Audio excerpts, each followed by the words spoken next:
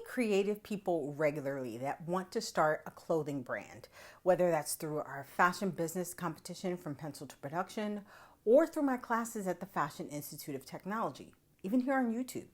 But something that needs to be understood, becoming a fashion entrepreneur and owning your own fashion business is not just about how creative you are. Becoming a successful fashion entrepreneur not only requires creativity, it also requires business acumen, industry knowledge, and a lot of perseverance.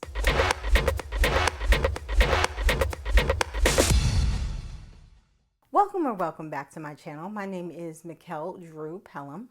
I talk about digital fashion design software and communication on this channel, but I also often drop fashion industry tips and information for those of you who want to get into the fashion industry and or establish your own fashion brand.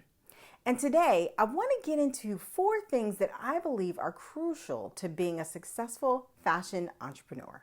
Now, previously I made this video talking about questions to ask yourself before you even begin dipping your toe into entrepreneurship. And that's a really great video to check out if you haven't seen it. As a business owner, there's a lot more inner work and mindset work that needs to be done, more than I think people realize. But once you've decided that this is truly the path you want to pursue, here are 4 other things you need to consider. I mean, this is a no-brainer, right? There needs to be some type of creativity here.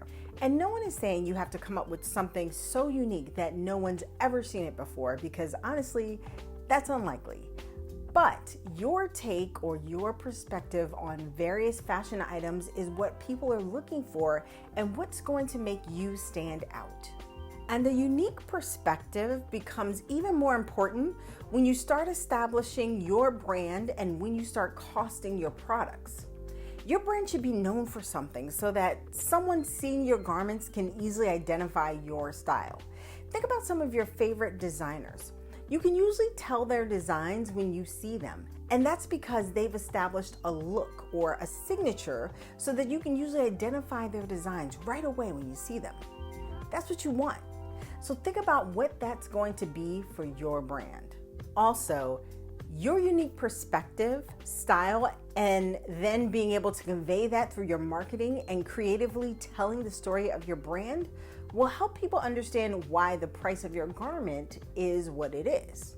One of the mistakes that I see a lot of new brands making is trying to price their garments to be in line with the H&Ms or Targets or Kohl's of the world. As a new designer, you will never be able to compete with these prices unless you've got some really deep pockets or really generous donors. For most new brands, your line should be priced at a contemporary or bridge level, meaning a jacket might be around $600 and a pair of pants might be around $350 to $400.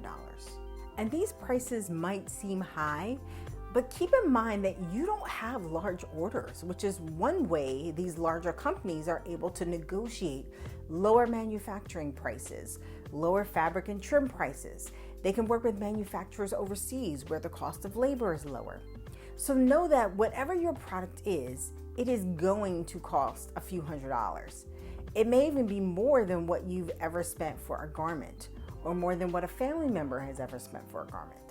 And if family members can no longer afford to buy your collection, listen, that is not uncommon. Who you're concerned about is your customer, and whoever that customer is that you're serving, that's the person you need to understand if what you're creating is too expensive for them or too cheap. That is a thing. Anyway, I'm digressing. You get the point about creativity. Let's move on. I was already leading to this when I was talking about understanding and catering to your customer. Once you make the decision that you want a business, making whatever you feel like it is no longer an option. What you create and produce is predicated on what is best for your customer.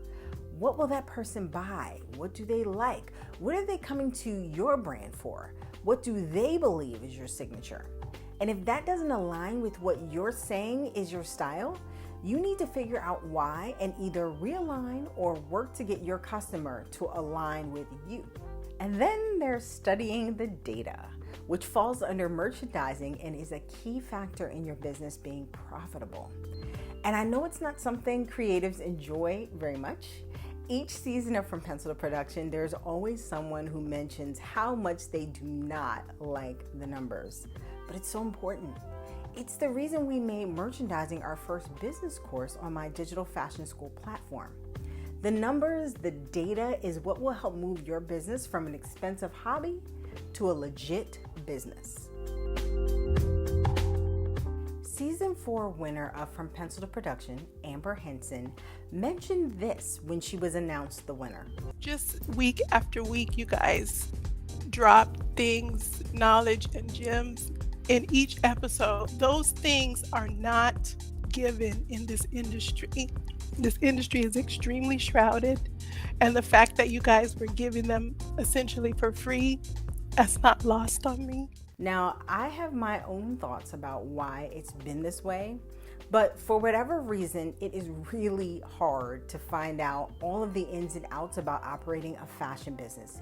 Even in the age of free information everywhere, it's just hard to get that information unless you know someone. Fashion operates a little differently than other businesses, and so this is when having a mentor or a coach who's been in the industry before, who understands how to operate specifically in fashion, becomes really key to the success of your business. This is definitely one of the reasons we started the From Pencil to Production Fashion Business Competition, and why the mentorship and the information shared in every session over everything else is what the contestants appreciate most. So yes, do your research, but find a mentor.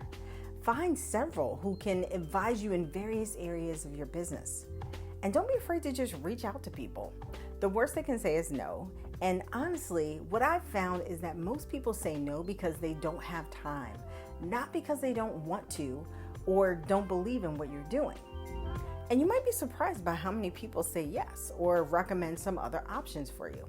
Just start contacting folks. You'll never know until you ask.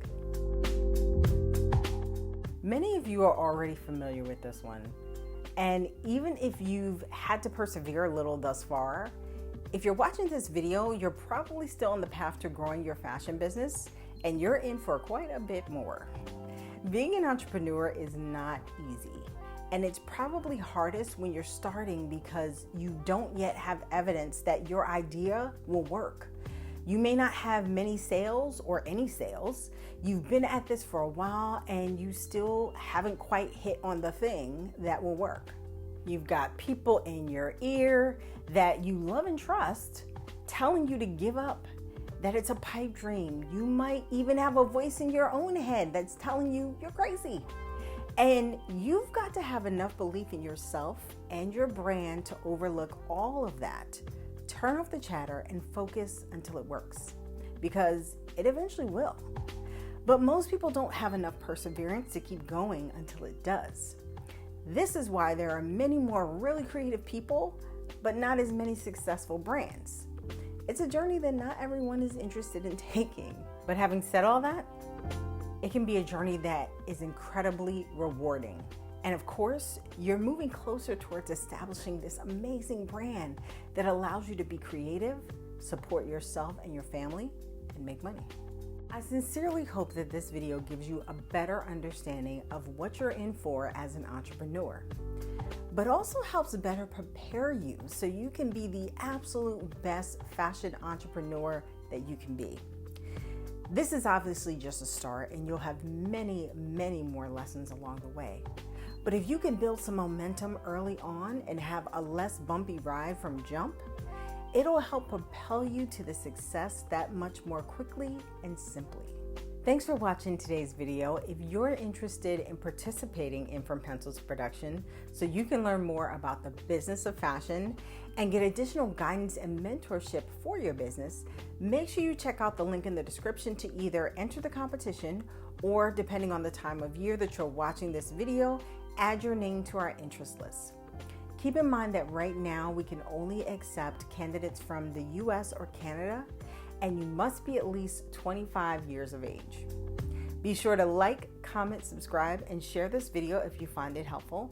and share the competition with someone you know that's really creative, wants to get their fashion business off the ground, and could really use some business mentorship. Have a fantastic week, and I'll see you next time.